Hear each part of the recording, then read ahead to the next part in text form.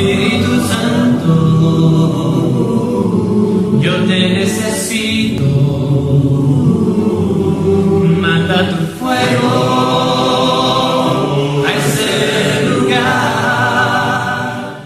Esta mañana no quiero hablarles a ustedes como predicador, sino esta mañana quiero hablarles a ustedes como un padre le habla a un hijo.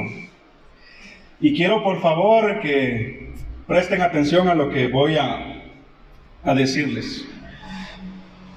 Lo que hoy quiero hablar con ustedes le he titulado El día que mueras.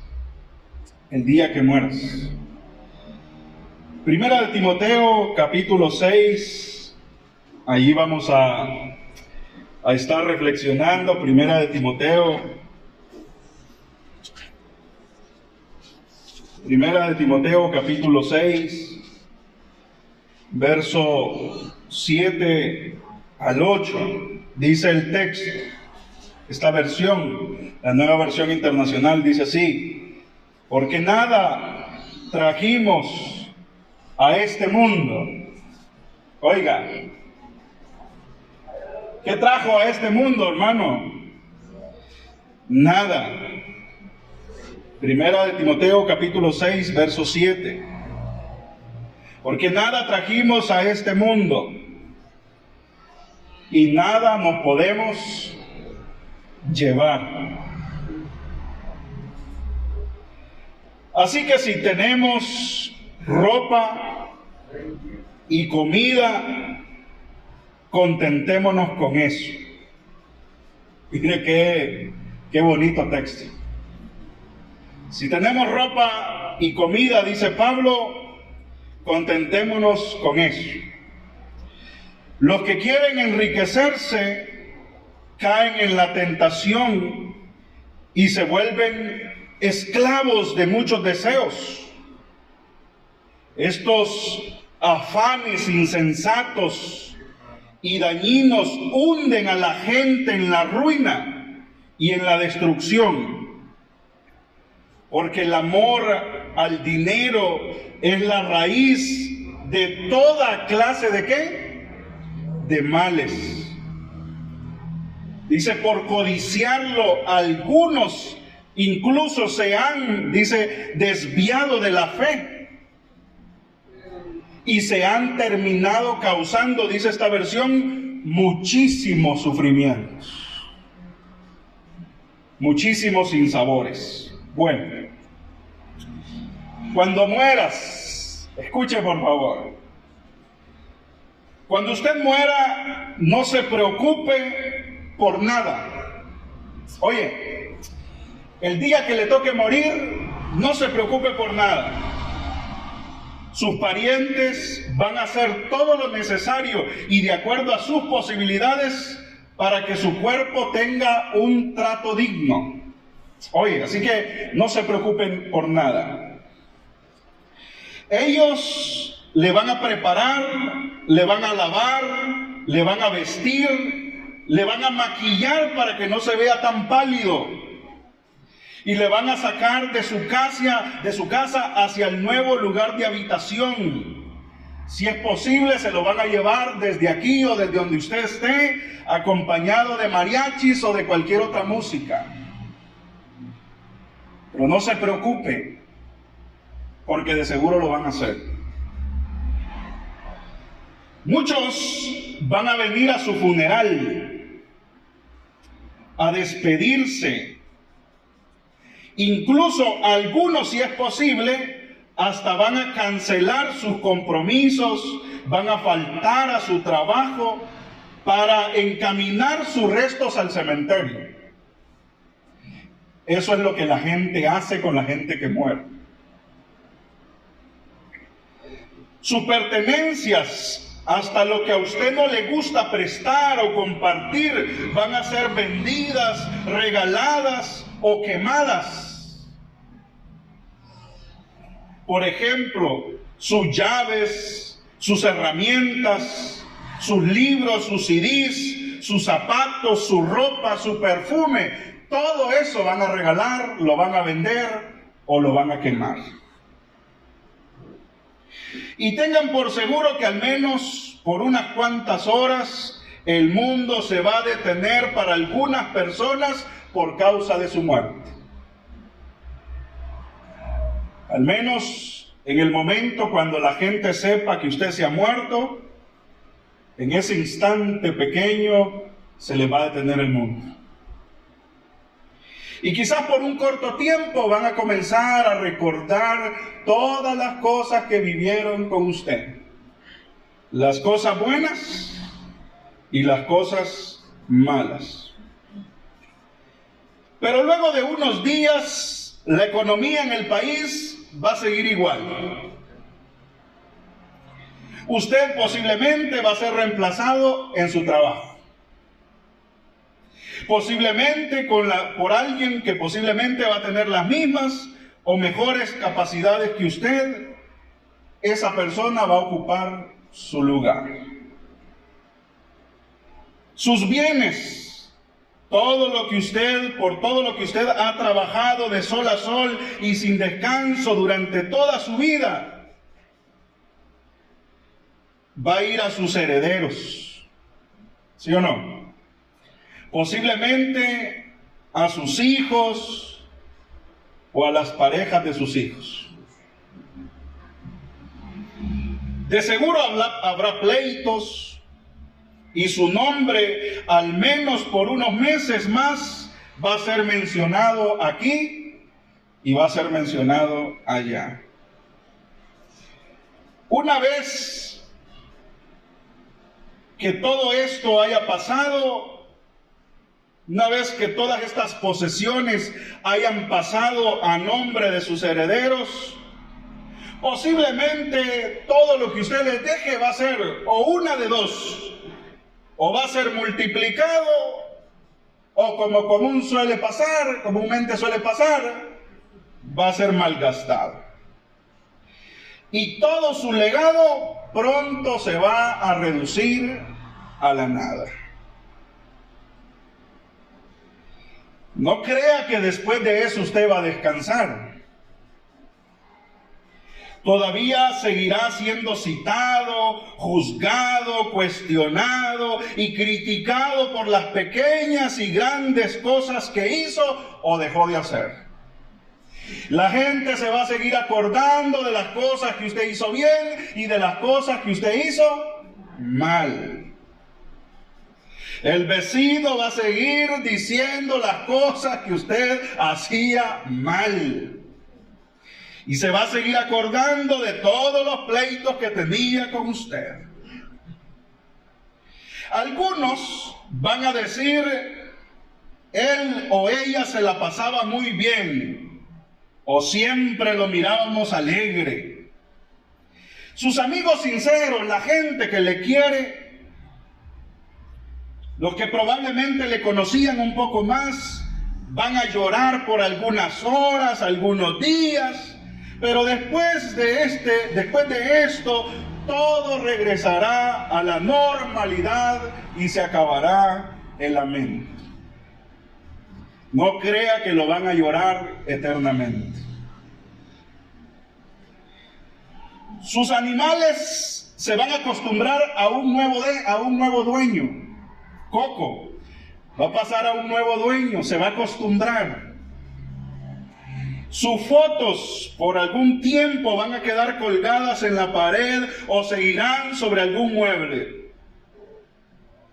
Pero lamento decirle que luego de un tiempo, todas esas fotos van a ser guardadas en un cajón.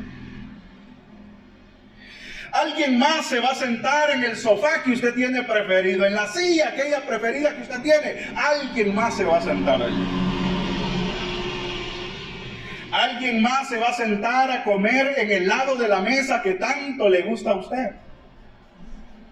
Ahí donde se molesta que se siente la demás gente cuando va a comer. Alguien más se va a sentar allí. El dolor de su partida y el vacío que habrá en su casa durará por lo menos una semana o dos. Un mes o dos. Un año o dos. pero luego tendrá que venir la aceptación y usted nada más se convertirá en un recuerdo triste. Pero no se preocupe, no se preocupe. Su historia no termina allí. Después que haga falta de este lado, preste atención, después de que haga falta de este lado, comenzará la vida en el otro. Allá, después de esa frontera que llamamos muerte. Una nueva realidad donde usted se dará cuenta que no pudo llevar con usted todas las cosas que tenía o todas las cosas que pudo acumular durante su vida. Allá donde todos los ahorros que ahora tiene no valen absolutamente nada. Donde sus títulos no valen absolutamente nada.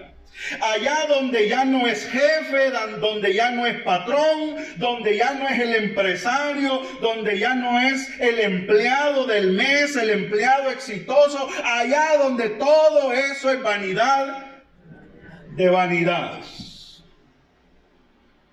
Pronto se dará cuenta que está en un lugar donde su cuerpo, su belleza, su apellido, su posición social, todo lo que aquí le provoca orgullo, no valdrá absolutamente nada.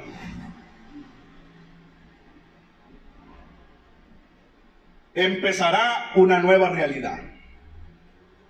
En un lugar donde solo valdrá lo intangible, a lo que usted ahora posiblemente no le está dando importancia aquí, aquello que lleva en su espíritu.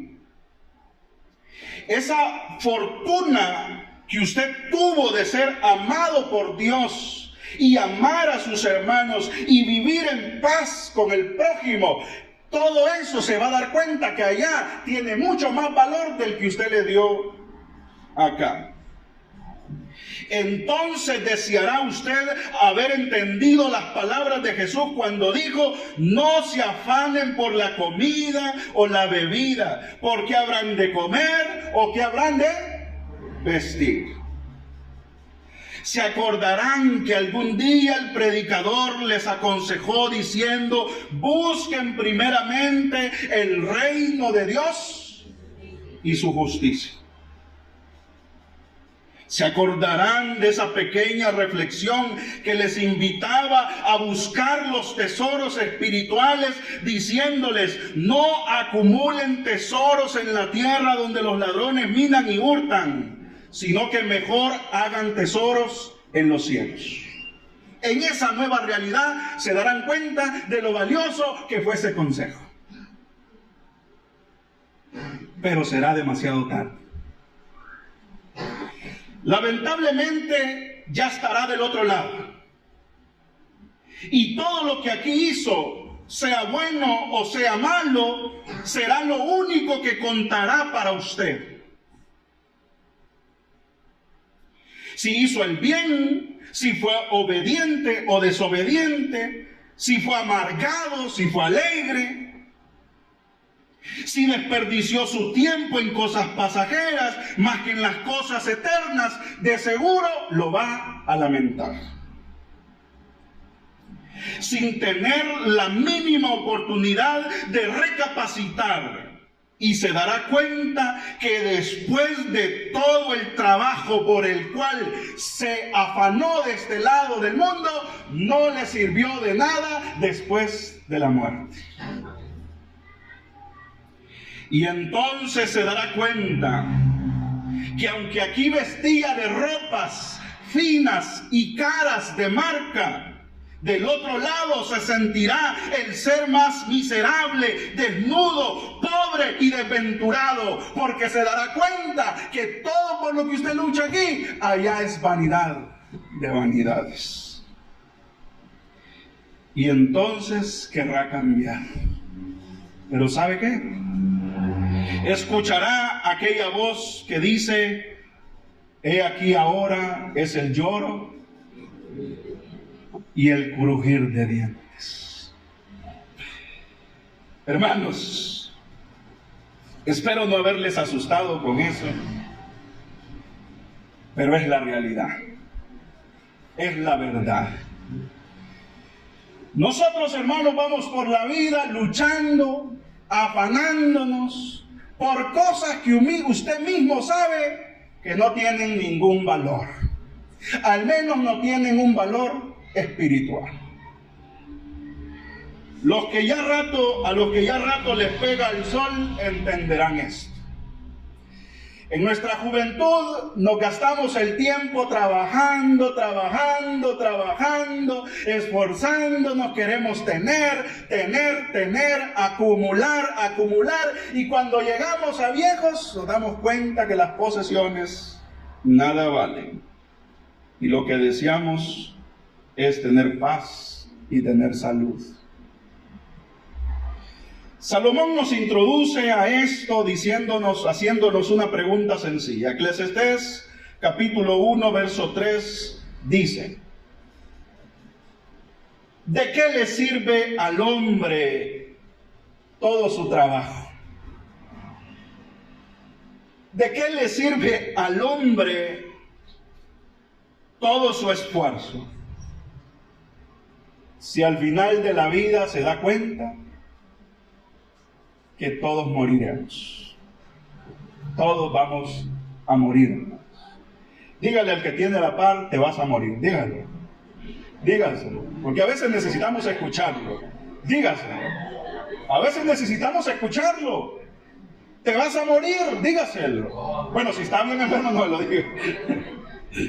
No vaya a ir a la casa después de un hermano ahí que está enfermo y le dice: te va a morir. Se va a enojar con usted. Morirse es bendición. Todos necesitamos recordar eso. Y Salomón nos dice: ¿de qué gana el hombre con todo su trabajo? ¿De qué sirve todo su esfuerzo? Si al final se va a dar cuenta que todos vamos a morir. Se mueren los feos y nos morimos los guapos. Se mueren los gordos y se mueren los flacos. Se mueren los altos y se mueren los chaparros. En fin, se muere el rico y se muere el pobre. Todos morimos. Entonces quiero que ustedes hagan este ejercicio. Quiero que cierren sus ojos, por favor. Cierren sus ojos y piensen en esto. Reflexionen en esto, en su corazón. Sean sinceros con ustedes mismos. Reflexionen en esta pregunta: ¿en qué están invirtiendo la mayor parte de su tiempo en este momento? ¿Qué es lo que les está quitando la mayor parte de su tiempo? Su trabajo, sus estudios, su negocio, sus inversiones. ¿Qué le está quitando el tiempo? ¿Qué le está ocupando el tiempo que Dios le está dando? Si ya pensó en eso y ha sido sincero en su corazón, yo quiero que usted responda a la siguiente pregunta: ¿de qué le sirve todo ese afán? ¿De qué le sirve todo ese afán? ¿Qué provecho obtendrá después de todo ese trabajo? Cuando la faena haya terminado, ¿qué beneficio obtendrá? A lo mejor usted está pensando en lo que le va a dejar a sus hijos. Y con ese afán, con esa idea en su cabeza, se afana. Quiero dejarle algo a mis hijos cuando mueran. Sus hijos van a vivir. Y sus hijos, al igual que usted, van a trabajar. Y tercero, sus hijos, al igual que usted, posiblemente van a depender de Dios y no les va a hacer falta absolutamente nada. Lo que usted ha trabajado, lo que usted les ha dejado, posiblemente se lo van a malgastar en un mes. Y al final no les habrá dejado nada, porque no va a haber cosechado en ellos lo que verdaderamente debió haber cosechado: el amor a Dios y el amor a sus hermanos. La palabra de Dios, hermanos, es bien clara describiendo esta triste realidad. Desnudos venimos a este mundo, hermanos, y desnudos nos vamos. Cuando usted se muera, hermano, no le van a echar las mejores prendas en su caja. Le van a poner el pantalón más gastado que tiene, la camisa manchada, aquella que le mancharon con lejía, esa le van a poner. La camisa que le quemó su esposa con la plancha, esa le van a poner. Porque la camisa de marca la van a regalar. O la van a vender, ¿verdad, mi hermano? La van a vender.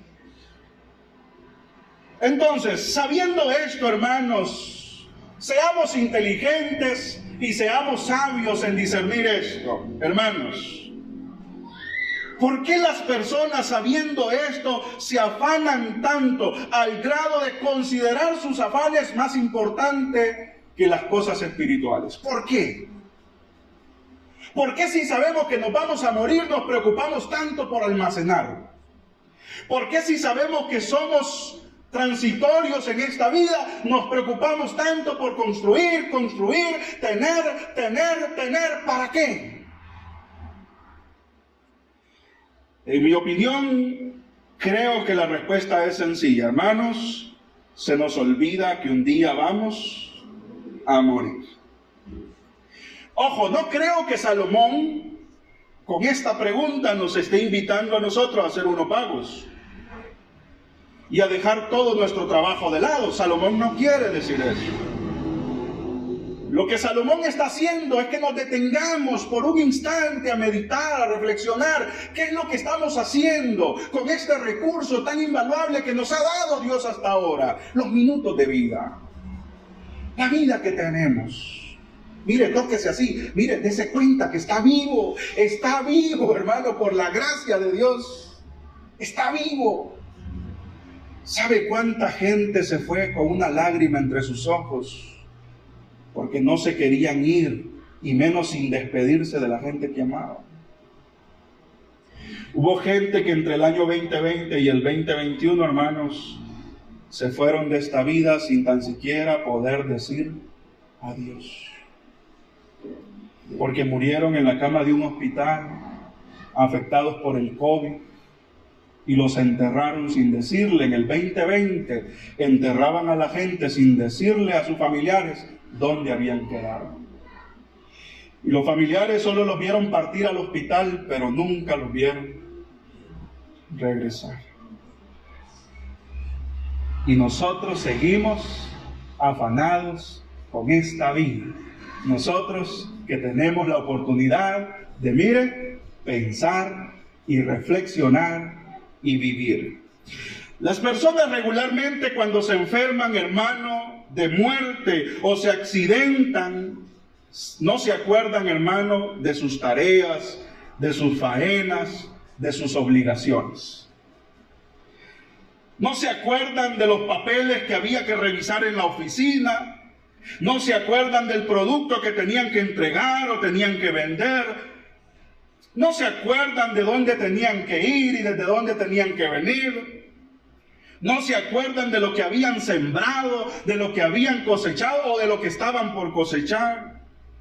Las personas, cuando se enferman de muerte o tienen algún tipo de accidente y logran todavía quedar con vida para reflexionar, ¿sabe de qué se acuerdan? De las cosas intangibles de la vida. Se acuerdan de la misericordia de Dios. Porque cuando estamos ante la muerte, todos nos acordamos de la misericordia de Dios. Pero cuando usted no está frente a la muerte, usted anda del timbo al tambo sin acordarse de Dios. Pero cuando está frente a la muerte, todos nos acordamos de la misericordia de Dios. Y entonces todos clamamos a Dios, pidiéndole a Dios que nos perdone y que nos salve, que nos rescate. De eso se acuerda la gente. La gente se acuerda de su familia. Aquella familia que menospreció, aquella familia que no valoró, aquel esposo que trató mal, aquella esposa a la que le gritó, de eso se acuerdan. ¿Se acuerdan del bien o del mal que se portaron durante toda su vida? Dicen que la persona que está a punto de morir mira una película de toda su vida. Desde el primer recuerdo que tiene en su cabeza, hasta el último recuerdo. Todo le pasa en un abrir y cerrar de ojos en la cabeza a la persona. Hay una famosa psiquiatra que se llama Elizabeth Ross, y esta persona escribió sobre qué sienten las personas antes de morir. Y dijo que las personas antes de morir atraviesan una serie de etapas, y la primera de ellas es la etapa de la negación. En esta etapa dice ella que las personas se suelen aferrar a la vida. Cuando están a punto de morir, la gente no se quiere morir. Usted escucha que la gente anda ahí diciendo, es que de algo nos vamos a morir, de algo nos tenemos que morir, dicen los hombres, menos de parto. Pero cuando están a punto de morir, nadie se quiere morir. O sea, ella dice que la mayoría de gente antes de morir lo que hace es aferrarse a la vida. Y la mayoría de gente utiliza frases como, si tan solo lo hubiera hecho. Si tan solo hubiera tenido el coraje para decirlo. O lo más común que dicen todas las personas, si tan solo hubiera escuchado el consejo. Pero ¿de qué cree usted, hermano, que se va a arrepentir usted cuando esté al borde de la muerte? ¿De qué se va a arrepentir? Piense, haga el ejercicio. ¿De qué cree usted que se va a arrepentir cuando esté a punto de morir? ¿De qué se va a arrepentir? ¿Se va a arrepentir de haber tratado mal a su esposo? Posiblemente. ¿Se va a arrepentir de haber tratado mal a su esposa? Posiblemente. ¿Se va a arrepentir de no haber vivido lo suficiente? Posiblemente. ¿Se va a arrepentir de no haber gastado los ahorros que deja al banco? Posiblemente. ¿Se va a arrepentir por no haber aceptado al Señor a tiempo? Posiblemente. Según las observaciones de otra conocida psiquiatra, que tiene un nombre en inglés y no se lo voy a decir, que me voy a morder la lengua, las personas se suelen arrepentir cuando están al borde de la muerte de al menos 5 cosas. La primera de ellas es del tiempo que perdieron. La gente que está a punto de morirse siempre piensa en el tiempo que perdió. El año pasado yo me estuve sintiendo mal y les conté a ustedes que me fui a hacer el examen de la prueba del COVID. Tenía miedo. Tenía miedo por mi sobrepeso. Tenía miedo por mi presión arterial. Tenía miedo por todo lo que escuchaba en la tele, veía en la tele, escuchaba en la radio, en las redes sociales. Tenía miedo. Y bueno, yo iba pidiéndole a Dios, diciéndole, Señor, que no esté enfermo. Pero bueno, la persona me dice, me llama despacito y quedito me dice, es positivo de COVID. Él me lo dijo así con una cara bien alegre. Pero yo le digo triste, gracias.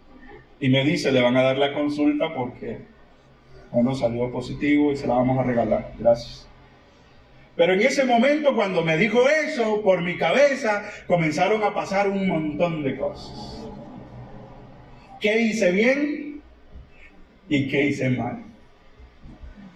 ¿Qué cosas no he hecho y qué cosas sí he hecho?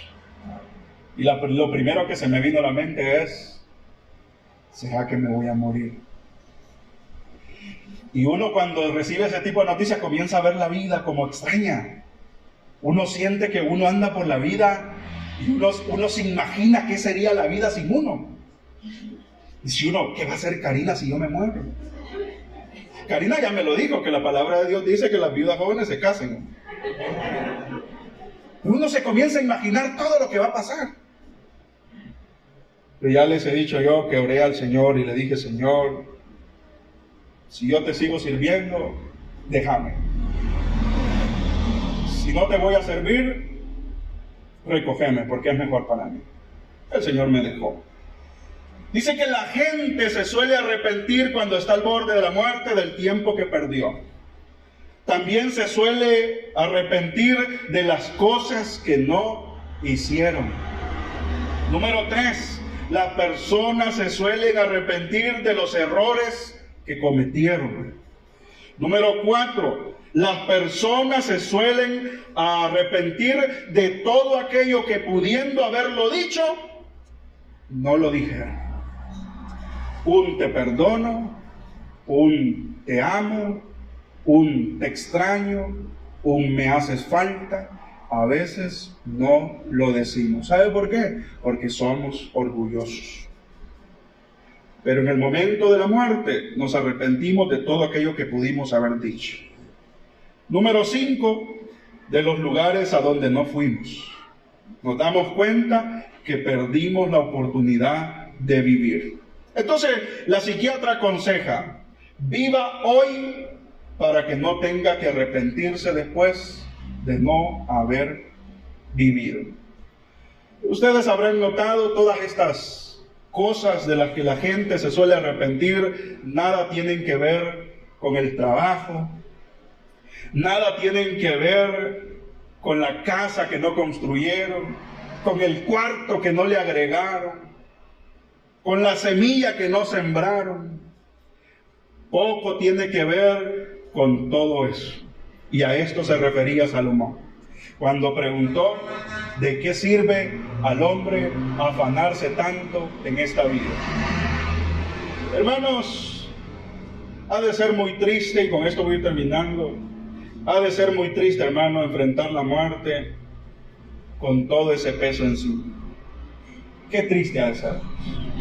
Qué triste.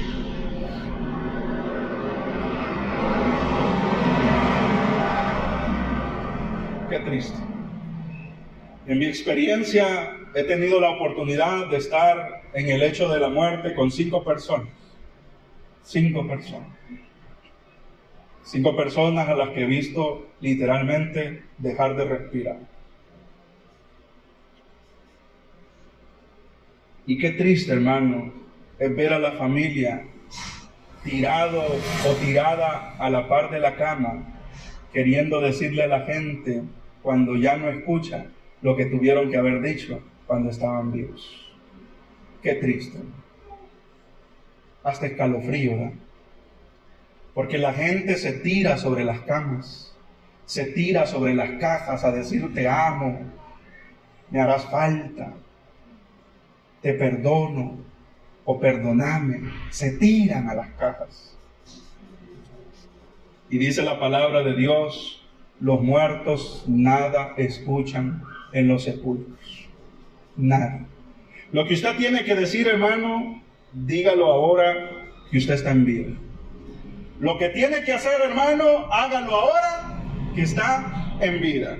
Si tiene que decirle a alguien que lo ama, hágalo. Si tiene que decirle a alguien que lo quiere, hágalo. Si tiene que decirle a alguien que aprecia lo que ha hecho por usted, hágalo, hermanos. Porque después no habrá oportunidad. Por eso dice Lamentaciones capítulo 3, verso 23, que el Señor nos da la oportunidad y renueva su misericordia cada mañana. ¿Sabe para qué el Señor extiende su misericordia cada mañana sobre nosotros? Para que la aprovechemos, pero no para que la desperdiciemos. Termino, hermanos, dándoles a ustedes, después de esto, 3 consejos, rapidito. Número 1, hermano, consejo número 1, y guárdelo en su corazón, por favor, hermano. Consejo número 1, no dude de la palabra de Dios cuando dice que a usted no le faltará nada. No dude de eso. ¿Se acuerda lo que dice Mateo capítulo 6, versículo 25 al 30? ¿Se acuerda lo que dice? No se afanen por la comida, por el vestido.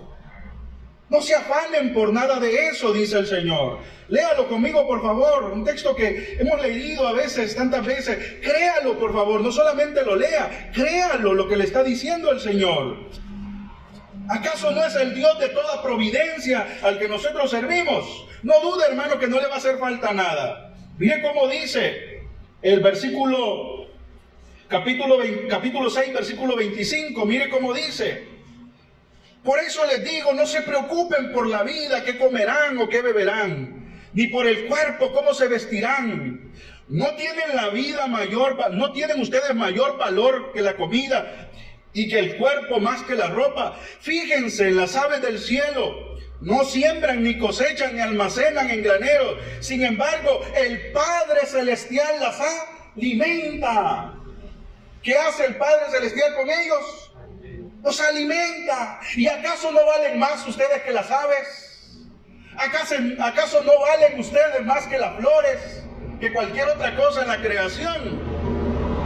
Dice, ¿no valen ustedes mucho más que ellas? ¿Quién de ustedes, por mucho que se preocupe, puede añadir una sola, dice aquí, hora al curso de su vida?